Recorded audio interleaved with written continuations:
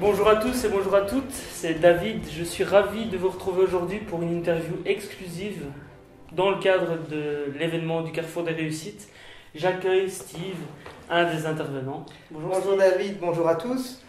Est-ce que tu pourrais te présenter en quelques mots pour les personnes qui nous regardent aujourd'hui? Alors, je m'appelle Steve Van Munderen. J'ai pour habitude de travailler avec les sociétés où j'apprends aux gens à travailler ensemble, à travailler en équipe.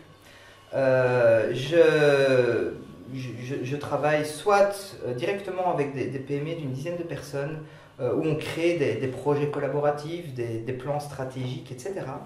Et un autre côté de mon business, c'est également d'accompagner des indépendants, des entrepreneurs à utiliser le levier de la collaboration, donc le levier du partenariat, pour développer leur business, lancer leur business et s'épanouir également dans la vie, parce que généralement j'ai souvent observé que ceux qui utilisaient les partenariats, qui utilisaient la collaboration, prenaient beaucoup plus de plaisir à se développer dans leur business que les autres. Voilà. Alors on a fait le choix particulier de réaliser cette interview dans un espace de coworking, c'est-à-dire un espace de travail partagé. Donc si vous entendez du passage, c'est normal, puisque encore une fois les pièces et les emplacements sont partagés, les bureaux sont partagés. Mais voilà, on a fait ce choix parce qu'on allait parler premièrement de collaboration et deuxièmement d'entrepreneuriat sur Internet. Alors, en parlant de collaboration, qu'est-ce que peuvent apporter les espaces de coworking? Donc un espace de coworking, c'est quoi? Ce sont des bureaux open space où on a des salles de réunion, on a des salles où on peut se réunir ici aussi, des bureaux, on peut travailler, on a un accès Wi-Fi, on peut travailler sur son business, c'est une première chose. Mais surtout, le coworking va mettre toute une ambiance, toute une certaine émulation qui va permettre aux gens qui travaillent, aux membres, de créer des partenariats, de créer de la collaboration, de se rencontrer grâce à des soirées, des séminaires, des conférences, des formations parfois qui sont généralement gratuites pour les membres et qui vont permettre de faire du réseau, qui vont permettre de développer des opportunités et qui vont permettre de donner une bonne dose de bonne humeur et de bonne ambiance pour travailler plutôt que de devoir travailler chez soi tout seul dans son coin. Simplement. C'est vrai que j'apprécie beaucoup les espaces de coworking parce que ça permet d'avoir une cassure entre le boulot et la maison. Parce que quand on est entrepreneur, surtout quand on travaille à domicile, quand on est entrepreneur sur Internet, on peut travailler soit de chez soi ou d'un peu partout. D'ailleurs, du moment qu'on a une connexion Internet, je ne sais pas si ça t'arrive, mais de travailler dans un café par exemple. Ça m'arrive de temps en temps. Maintenant, c'est vrai que moi j'aime bien travailler au coworking. Pour la petite anecdote, avant je travaillais chez moi parce que les coworking c'est assez nouveau quand même. Quand on regarde bien, ça date pas d'il y a 50 ans. Même si je pense qu'il y a toujours eu des espaces de partage comme ça et des espaces où les gens se rassemblent pour travailler. Mais voilà, maintenant ça commence réellement à se développer. Moi, pour la petite anecdote, à la maison, j'ai 3 enfants. Donc avant, je travaillais tout seul à la maison avec mes 3. Souvent, quand on est entrepreneur, comme tu dis, au niveau des heures, on ne fait pas forcément sa journée, on arrête à 4 heures et voilà, c'est fini, on a parfois un petit peu de boulot à faire. Et croyez-moi qu'avec 3 enfants, on est bien content d'être dans un coworking. Il n'y a pas de pointeuse. Voilà, mais il n'y a pas de pointeuse, au niveau ambiance, c'est plus facile aussi. Tout à fait. Et puis il y a le matériel aussi qui est accessible. Il y a le matériel qui est là, on a imprimante, on a photocopieur, on a fax au besoin. Voilà, donc c'est vrai que ça évite de devoir avoir finalement un bureau chez soi, même si on en a, il faut rester honnête, on en a tous quand même un pour le samedi ou le dimanche quand on a des heures. Mais normalement, on essaie de ne pas trop travailler le week-end quand on sait. Tout à fait. Alors justement, au niveau de la collaboration, on va rentrer dans le vif du sujet. Pourquoi un entrepreneur doit-il trouver des partenaires ou des collaborateurs? Pour une première raison, c'est que s'il ne le fait pas, il ne va pas réussir à se développer. De nos jours, celui qui veut essayer tout seul, dans son coin, de se développer, la meilleure chose que je puisse dire, c'est bonne chance. Donc, de nos jours, tout va vers ce système collaboratif, cette façon collaborative de travailler. D'ailleurs, si on regarde un petit peu ce qui commence même en termes de logiciels Internet, ce qui commence à exister, ce sont de plus en plus des formules collaboratives, des outils collaboratifs. Et on on se rend compte surtout, et ça je prends les grands leaders du marché, notamment dans la formation, on s'est rendu compte que ces gens-là, si on veut les modéliser, eh bien ils ne se développent pas tout seuls. Ils se développent en groupe, on appelle ça, bien souvent ils font ce qu'on appelle des masterminds, des groupes de personnes qui se développent entre elles, et ils s'entraident de manière win-win pour se développer. Donc c'est vraiment de l'entraide, et on s'est rendu compte que ça marche, ce genre de système. Alors bien entendu, ça se cadre aussi, ça se fait pas n'importe comment, il y a toutes des techniques, des méthodes qui permettent justement de mieux se développer grâce à la collaboration, et c'est tout ça dont je parlerai dans le webinaire, quelque part. Ça peut faire peur, le mot collaboration, partenaire. Est-ce qu'on doit avoir peur des partenaires, ou en tout cas d'aller vers les autres? Parce que voilà, je peux dire, ok, ben, il va partir avec mes clients, il va partir avec mon argent. Voilà. Alors, mais je crois il y a du bien, il y a du mal un petit peu dans tous les métiers. Je pense que pour trouver des partenaires, il y a des méthodes qui permettent de trouver des bons partenaires et justement d'essayer de mettre un peu sur le côté ceux qui ne sont pas dignes de confiance. Et je vais parler de confiance parce que je pense que la confiance est quelque chose qui est très très très important, notamment entre partenaires. Je pense qu'on n'est pas obligé de se connaître depuis longtemps, mais je pense qu'il y a une certaine qualité de confiance qui doit être présente pour que ça marche. Et notamment, on s'est rendu compte que ces partenaires, ces fameux partenaires, même parfois ce sont des partenaires via Internet, donc ils ne sont pas forcément en contact, ils ne se voient pas forcément physiquement tous les jours, mais ils se voient physiquement. Bien souvent, on se rend compte qu'ils essaient de faire des rencontres, des journées ou des demi-journées. Moi, j'en ai assisté à 2, 3 cette année-ci, 2 exactement. Notamment avec tous des partenaires avec qui je travaille et j'essaye justement de les rencontrer. Parfois on a des partenaires qu'on n'a forcément jamais vus parce que ce sont des partenaires Internet. Internet c'est une façon merveilleuse de se développer, mais bon ça franchit vite des frontières. Et voilà, j'ai effectivement des partenaires en Guyane, j'ai des partenaires en Guadeloupe, j'ai des partenaires qui sont mauriciens. Et je les ai jamais vus, pourtant c'est des gens en qui j'ai confiance. Mais je reste sur cet aspect de confiance et voilà, je pense qu'il faut écouter sa petite voix intérieure dans des cas comme ça.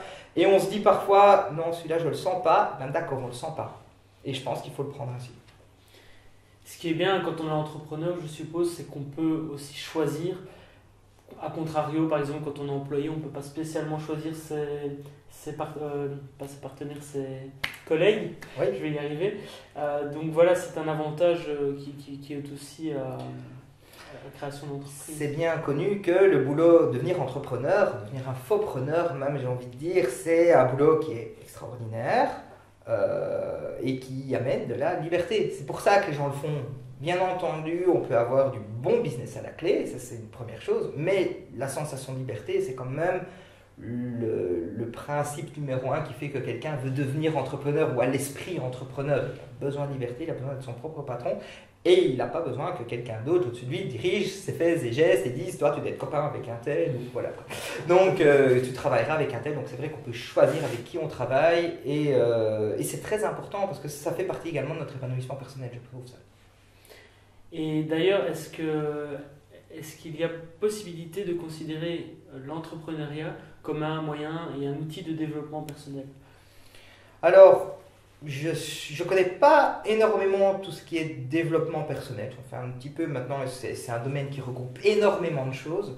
Moi, ce que je peux dire par rapport à ça, c'est un constat.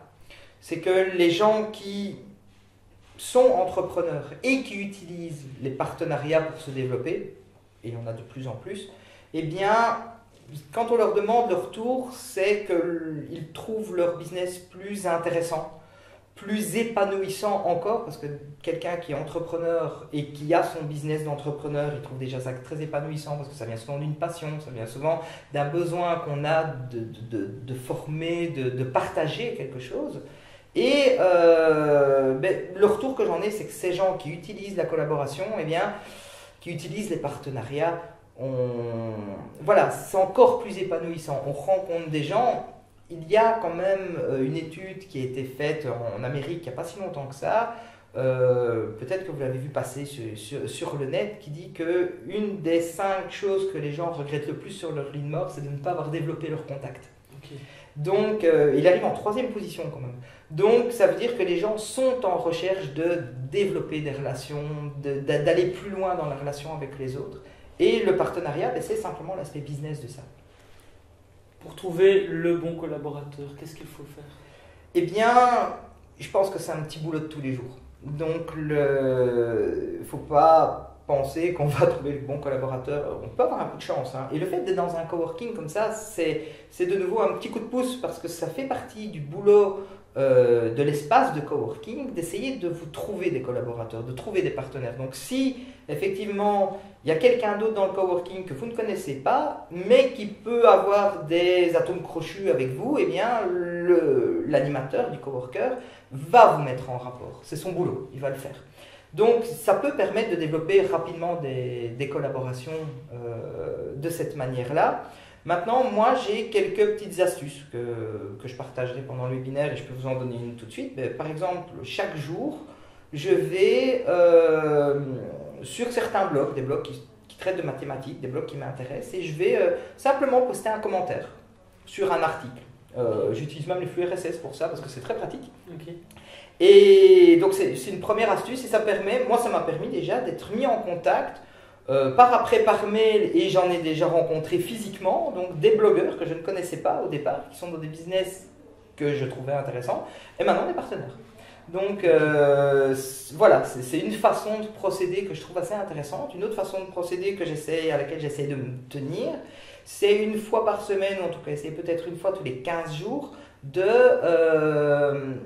de sortir, donc de participer à une conférence, à une soirée de formation par exemple, sur une thématique qui est sur un sujet qui est dans notre thématique, parce que bien souvent on va rencontrer des gens qui sont dans la même thématique que nous, ça permet de se rencontrer, ça permet de discuter, et ça permet éventuellement de trouver des partenaires qui sont plus avancés, moins avancés que nous, mais en tout cas avec qui on peut développer des choses. Et donc l'idée c'est de s'intéresser aux autres. Voilà, donc c'est le principe du win-win. J'ai énormément travaillé sur comment établir la relation avec quelqu'un d'autre. Je me suis beaucoup formé sur ce sujet-là. Et il y a une constante qui revient tout le temps, c'est que si on veut recevoir de quelqu'un d'autre, il faut commencer par donner. Donc le premier principe, moi, ce que je préconise, c'est dans un premier temps, c'est d'essayer de donner quelque chose et voir si on peut avoir du retour. Et est-ce qu'il faut s'intéresser également aux personnes qui ne peuvent pas nous apporter quelque chose directement? Alors, là on peut parler de ce qu'on appelle le bouche à oreille. Donc ça veut dire que c'est de l'indirect, mais c'est vrai que je préconise toujours que les gens développent le réseau, pas forcément le réseau professionnel, rien que le réseau professionnel, mais aussi le réseau social, donc leur cercle social, le réseau d'amis, le réseau de relations, parce que ça peut aussi passer par là. Et je pense qu'il faut, comme on dit dans les séries télévisées, il faut négliger aucune piste.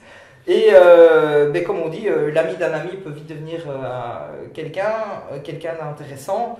Et donc, je pense que dans un premier temps, tout le monde, devenir un collaborateur, un partenaire, c'est pas forcément possible.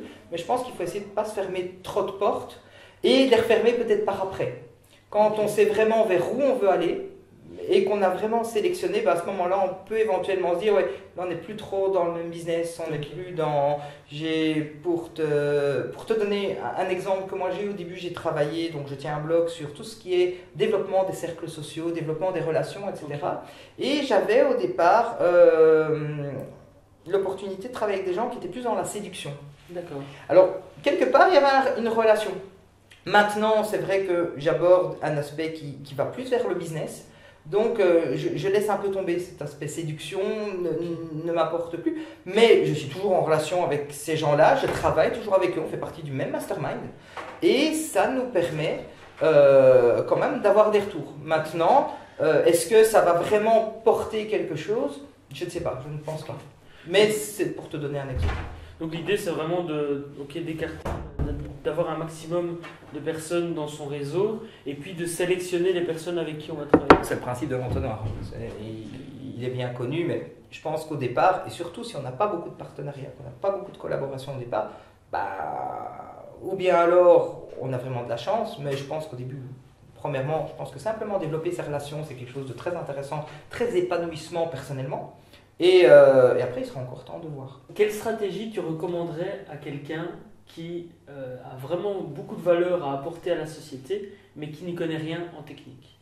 Alors, je recommanderais deux choses.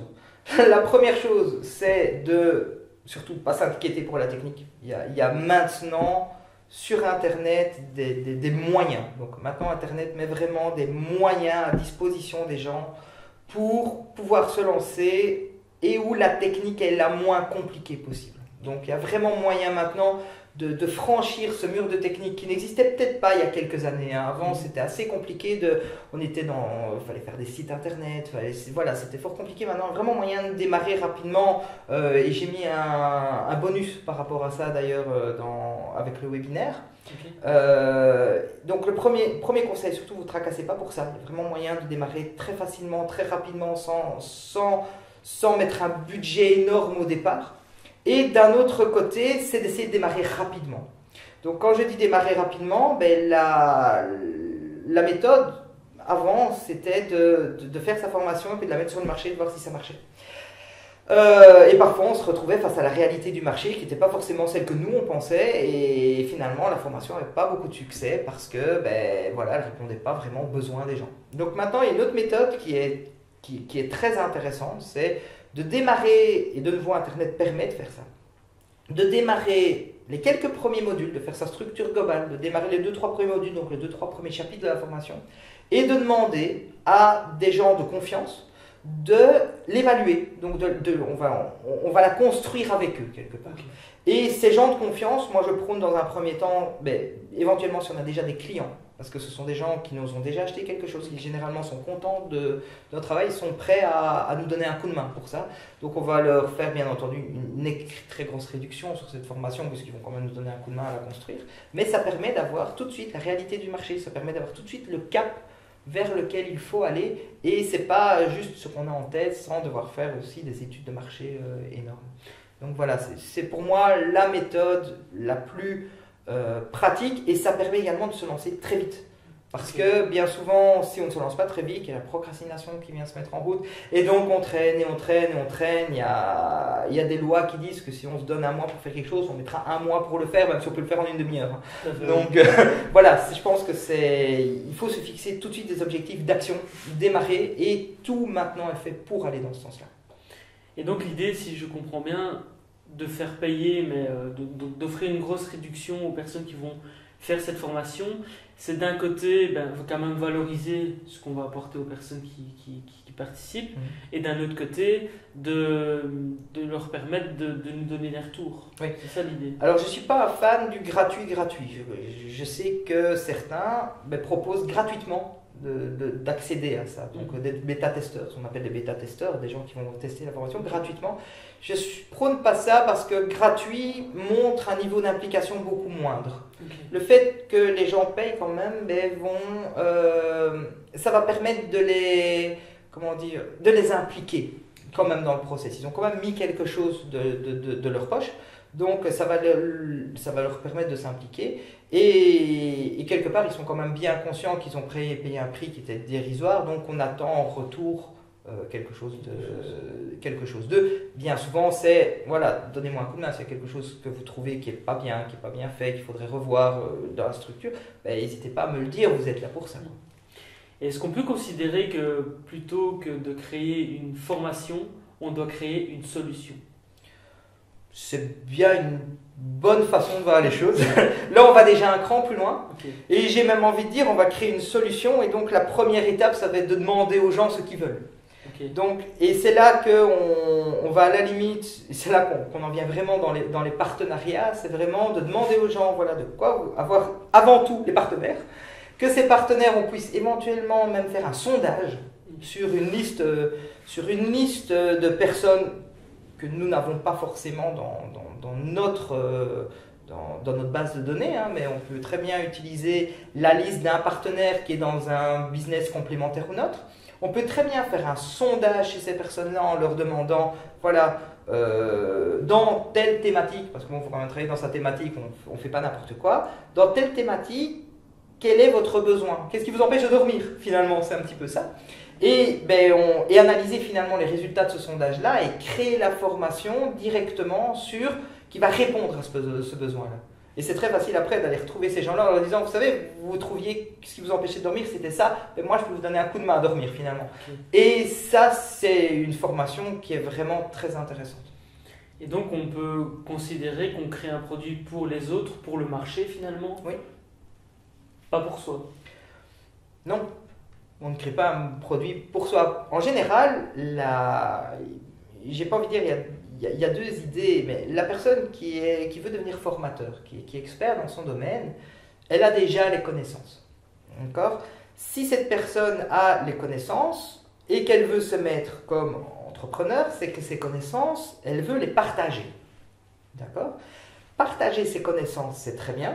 Maintenant, les partager, il faut essayer de voir un petit peu quel est le retour qu'on va avoir sur les autres. Donc, quelle est l'influence qu'on va avoir sur les autres. Et c'est ça la réussite, j'ai envie de dire. C'est dans quelle mesure on est capable d'aider les gens. Et pour aider les gens, il faut répondre à leurs besoins. Si c'est pour faire une formation très poussée sur quelque chose que nous, on connaît, mais qui n'intéresse pas forcément les autres, parce que c'est très technique et tout le monde n'a pas forcément besoin de ça, quelque part, on passe un petit peu à côté du marché. Et quand je parlais de suivre le cap, tout à l'heure, c'était un petit peu ça. Et l'idée des bêta-testeurs va vers ce sens-là aussi. C'est qu'eux vont dire, attends, là tu es en train de faire une formation, mais ce chapitre-là, perso, il n'y a personne qui a trouvé vraiment son utilité. Ce serait peut-être mieux que tu parles de ça à la place. Parce que ça, tu n'en as pas parlé, mais nous, ça... Voilà. Et tout le boulot des bêta-testeurs qui vont tester, qui vont construire la formation avec le formateur, eh bien, c'est là qu'est la richesse. Parce qu'eux ont une vision qui est en dehors de notre connaissance à nous. Nous, on est un petit peu le nez dans le guidon, on connaît la matière, on le sait, on maîtrise le sujet. Et ces gens-là qui ne le maîtrisent pas ont un aspect tout à fait extérieur, ou un autre regard qui est peut-être complètement différent du nôtre, mais qui est le regard du marché. Et c'est avant tout ça qui compte.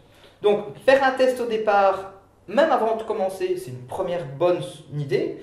Utiliser des bêta-testeurs pour donner le cap, c'est une deuxième façon de bien orienter vers où on veut aller. Mais effectivement, quand on crée une formation, quelque part, qu'on crée une formation du moment qu'on est dans notre thématique, d'expérience, je sais qu'à partir du moment où on forme les gens, que les gens...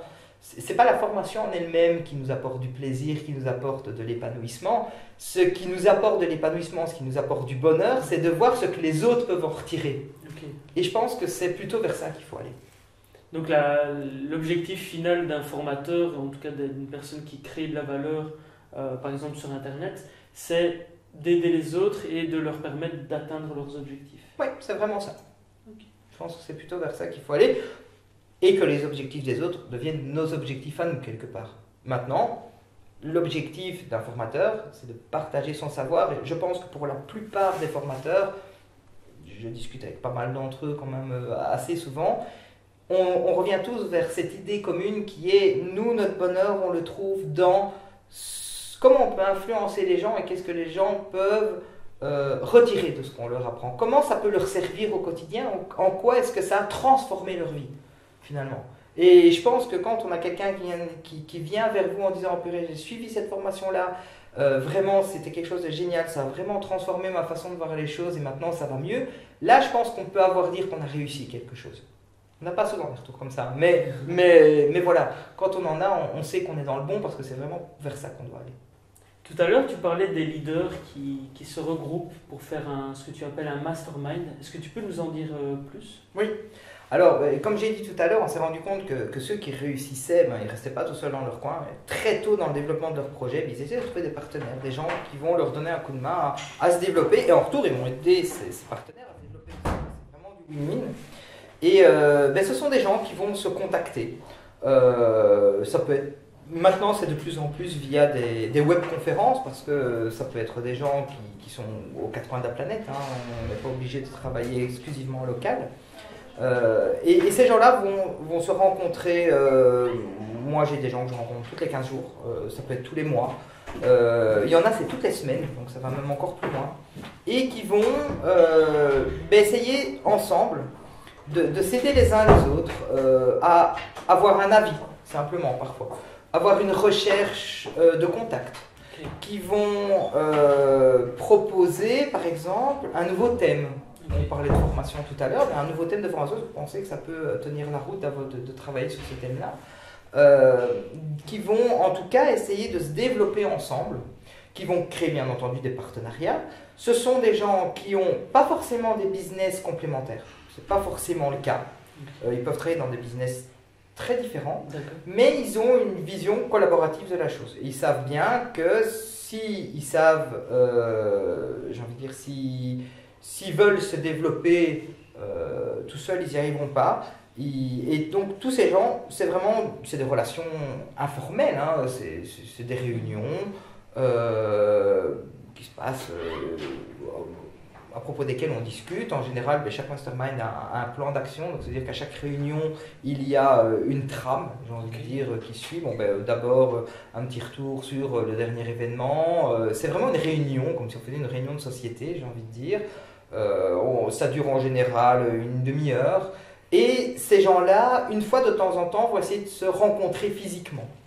Donc, c'est pas toujours facile, surtout quand on est aux quatre coins de la planète. Mais ce sont des gens qui vont essayer de se rencontrer physiquement parce que c'est quelque chose dont on s'est rendu compte aussi, c'était que les leaders, bien souvent, se rencontraient physiquement pour réussir. Donc, voilà. Donc, un mastermind, c'est simplement un groupe de personnes qui avancent ensemble vers chacun leur projet, mais où chacun va pouvoir apporter sa contribution, son retour, son aide, pour favoriser le développement de chacun grâce au groupe, j'ai envie de dire. Voilà. Et donc l'idée, c'est de pouvoir se référer à telle ou telle personne du mastermind pour dire, j'aimerais avoir ton avis peut-être extérieur, puisque tu n'es pas dans le même business que moi. Ok, est-ce que tu as une anecdote à nous partager d'une personne qui est dans un business totalement différent du tien et qui a pu t'apporter quelque chose lors d'un mastermind? Alors, c'est pas tout à fait un mastermind, mais j'ai rencontré, notamment quand je fais toujours, quand j'ai démarré le blogging, une dame qui travaille dans le secteur de la santé. Donc, elle n'est pas du tout dans mon domaine, absolument rien à voir. Et il faut savoir qu'à l'heure actuelle, on se contacte toutes les semaines. Donc, et toutes les semaines, simplement, on avance ensemble, on partage des expériences. On se coach mutuellement et ça nous permet d'avancer. Même si on n'est pas du tout dans le même business, elle vend donc vraiment de la nutrition, donc de l'alimentation saine. Donc on n'est pas du tout dans le même business et pourtant toutes les semaines on se contacte. Toutes les semaines on se fait un Skype. Parce que finalement c'est via Skype qu'on travaille.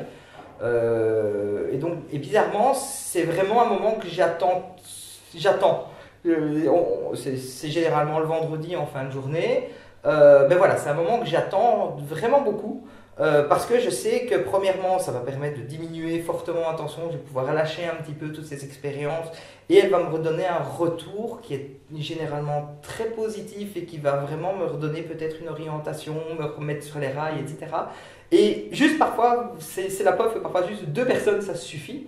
Un mastermind généralement c'est plus, on est bien d'accord. Donc j'assiste aussi à des masterminds qui sont un peu plus gros, mais là c'est vraiment une anecdote, on est juste 2, on n'est pas dans le même business et pourtant ça permet vraiment d'avancer vraiment bien parce que ça permet d'avoir un retour d'expérience. Parfois j'ai un mail que je voudrais envoyer à ma liste de contacts, je le sens pas plus que ça, je vais lui envoyer mon mail en lui disant écoute je voudrais envoyer ça mais j'y pense, voilà, ça permet vraiment et elle va me donner simplement un retour, on va en discuter. C'est bête parfois, mais voilà, on n'est pas tout seul, on avance et c'est quelqu'un vraiment de confiance. C'est encore un exemple de collaboration, c'est pas un partenaire, c'est pas une partenaire, mais c'est une collaboration. Voilà, on peut pas dire qu'on a le même type de client, mais voilà, d'un point de vue développement du business, développement de mes offres, structure de mes offres, c'est un allié qui est précieux pour moi. Voilà, simplement. Génial. Isabelle. Ah bah oui. Tu aurais un ou deux livres, voire trois si tu as envie, à nous conseiller, à nous partager sur la thématique de la collaboration ou peut-être une autre thématique qui te tient à cœur? Alors, je pense que ce qui est important au départ pour trouver des partenaires, il faut développer ses relations. Il n'y a pas de secret. Pour ça, j'ai deux livres que je trouve vraiment géniaux. Il y a premièrement le fameux Comment se faire des amis de Dale Carnegie.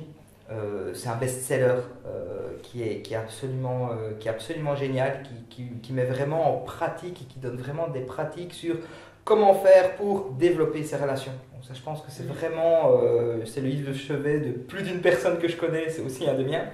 Les contacts sociaux qu'on a, dont tu sais voilà, donc c'est vraiment, on n'est pas forcément dans du professionnel, on est vraiment dans du cercle social. Et ce bouquin va vraiment nous montrer comment agir pour réussir à assainir, à la limite, mais aussi développer ces cercles sociaux pour obtenir quelque chose de durable et d'épanouissant. Voilà, donc ça c'est vraiment un premier bouquin que je recommande. Si vous ne l'avez pas encore lu, je pense que c'est vraiment une bible. J'en ai un deuxième qui est aussi dans tout ce qui est relationnel, etc., qui est Influence et manipulation de Katia Aldini. C'est un bouquin que je trouve génial. Alors pourquoi je le trouve génial? Parce que c'est vraiment une approche pratique de la chose. Donc, quand on parle d'influence et manipulation, faut timorer un petit peu. Le livre ne va pas vous apprendre à faire du mal aux autres. D'accord, c'est pas du tout le cas, mais l'auteur reprend les 7 grands principes qui font qu'on est convaincu par quelque chose ou pas. Okay. Donc, quels sont les 7 grands principes d'influence qui vont nous influencer dans nos choix? Okay. J'en cite un pour le simple exemple que tout le monde connaît. C'est par exemple la preuve sociale. Et si on a beaucoup de gens qui vont faire telle chose, eh bien on va considérer que c'est bien de la faire, simplement. Donc, et si on ne le fait pas, on est marginal quelque part. Ça peut aller très très loin comme ça, mais la preuve sociale fait qu'on est plus vite convaincu par quelque chose. L'appartenance à une marque, par exemple. L'appartenance à une marque. Une autre, c'est par exemple le principe de réciprocité. Alors, je te donne un exemple très simple.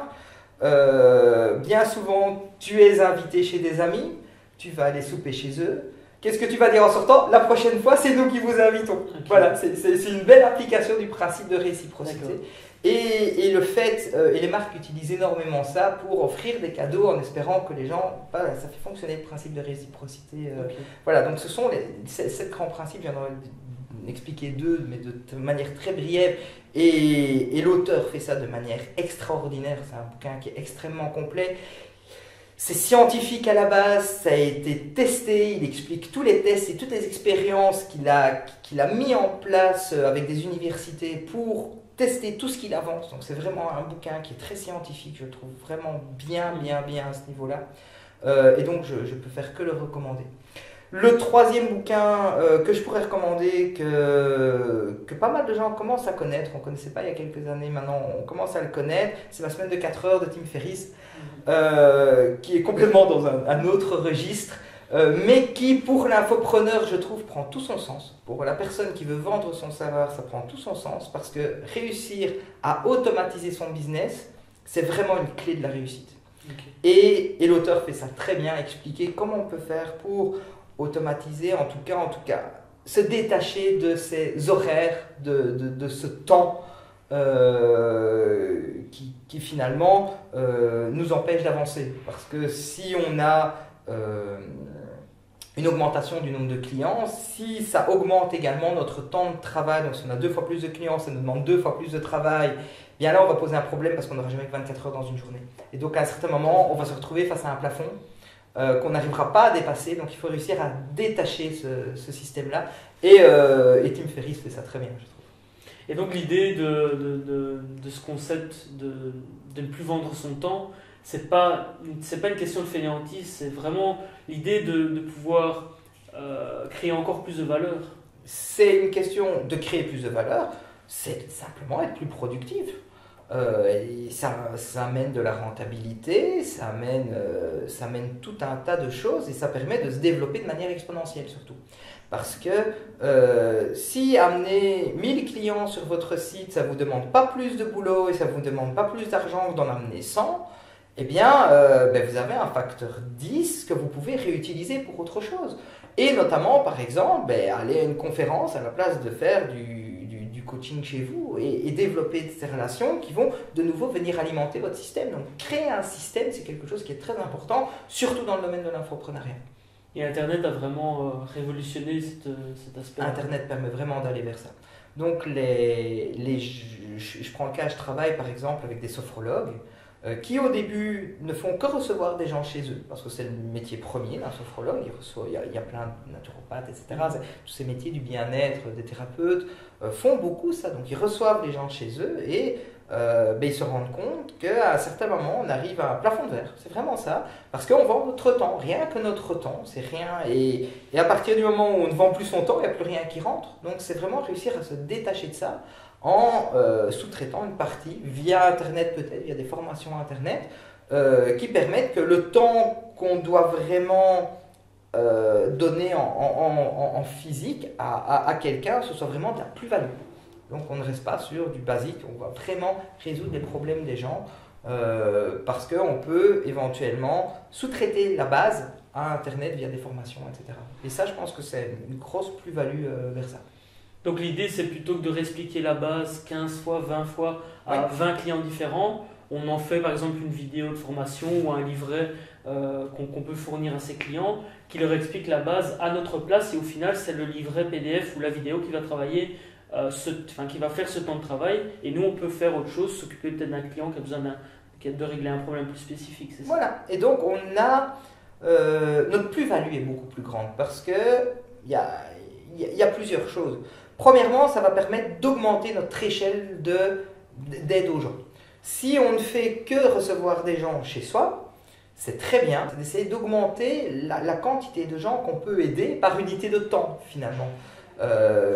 J'ai un parcours à l'origine, je suis pédagogue, mais voilà, j'avais un certain nombre d'élèves dans une classe, mais voilà, je savais sauver c'est un grand mot, mais je savais aider ce nombre d'élèves-là sur une année, et pas plus. Alors qu'en réalité, un formateur en ligne qui aurait donné le même cours que moi pouvait aider des milliers de jeunes à s'en sortir. Et quelque part, moi, c'est un truc qui m'a manqué, ça. C'était, oui, je peux faire du spécifique, mais premièrement, on peut aider beaucoup plus de gens. Et quand on a quelqu'un qui a vraiment un problème très spécifique, on peut accorder le temps à cette personne-là de vraiment régler son problème. Et d'un point de vue satisfaction personnelle, c'est très enrichissant parce qu'on fait vraiment quelque chose qui apporte une très très grande valeur. Et je pense que, c'est mon cas moi, je trouve que c'est un petit peu un des sens de mon projet, c'est de pouvoir apporter de la valeur suffisamment grande pour aider vraiment les autres. Et pas rester sur des banalités, comme on dit. Voilà. Donc c'est maintenant, effectivement, là on monétise notre temps avec une valeur ajoutée qui est beaucoup plus grande plutôt que de toujours rester sur des bases. Donc c'est une façon de se développer, effectivement. Alors est-ce que si tu devais résumer, donner une seule clé, une seule stratégie parmi toutes celles qu'on a partagées aujourd'hui à quelqu'un qui démarre, laquelle ce serait? Alors si c'est quelqu'un qui démarre, la première chose qu'il faut qu'il fasse, c'est essayer de mettre en place des petites routines tous les jours, toutes les semaines sur comment je peux faire pour développer mes relations, comment développer mes partenariats, comment développer mes cercles sociaux. Parce que ce n'est pas quand le produit sera prêt qu'il faudra y penser. Je pense qu'il faut y penser avant de créer le produit. Et pendant qu'on développe ces partenariats, pendant qu'on développe ces relations, eh bien à ce moment-là, on va créer notre produit au fur et à mesure. C'est comme ça qu'il va se créer parce que c'est la façon qui est la meilleure pour avoir un produit dans la réalité du marché, qui plaira aux gens, qui répond aux besoins des gens et avec lequel on prendra le plus de plaisir parce qu'on ne sera pas tout seul dans son coin. Donc s'il y a une clé que moi je dois partager, c'est développer vos relations dès le début de votre projet. Commencez par là à la limite. Mettez en route des routines. Mettre en route une routine, ça prend du temps. Mais voilà, faites-vous un agenda, dites-vous, voilà, tous les jours, je vais faire ces petites actions. Moi, ces petites actions, c'est aller commenter 3 blogs. C'est pas grand-chose à faire, hein, ça prend pas beaucoup de temps. C'est une fois par semaine assister à un séminaire où je vais rencontrer des gens. Et vous verrez dans un cas comme ça que quand le produit sera prêt, vous aurez déjà des gens prêts à vous aider à le vendre. Une action que les gens peuvent faire immédiatement après cette vidéo? Ben, vous allez sur Internet et vous cherchez 3, alors quand je dis blog, j'exagère, ça peut être des sites, ça peut être des forums, ça peut être des blogs, mais prenez cette habitude, c'est une habitude qui donne un retour tellement énorme que je ne peux pas faire sans la proposer. Mais vous allez sur Internet, vous allez taper vos mots-clés, donc les mots qui sont importants pour vous sur Internet, pour votre business, pour votre projet. Vous allez trouver des blogs, vous savez blog, votre mot-clé, puis blog, et vous allez chercher, vous allez mettre en favori une dizaine de blogs qui sont dans votre thématique. Ça peut être des forums, ça peut être des sites internet, mais où il y a de l'activité.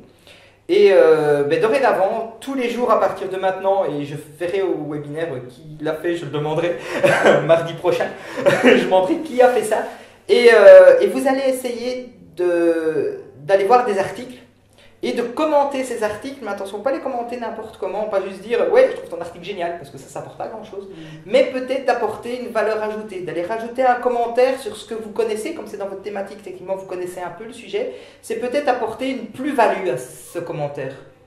Donc un article qui parle d'organisation, peut-être donner ses astuces à soi. Voilà, mais toujours en rapport avec le thème de l'article. D'accord ? Les gens qui ont un blog, effectivement, ils ont plus facile, mais il existe même des petits plugins sur Internet, et je sais, moi je le fais, et je sais que d'autres personnes le font, d'autres internautes le font, d'autres blogueurs le font, qui permettent, quand vous mettez un article, d'avoir en lien votre site Internet pour que les gens puissent revenir vers vous s'ils sont intéressés.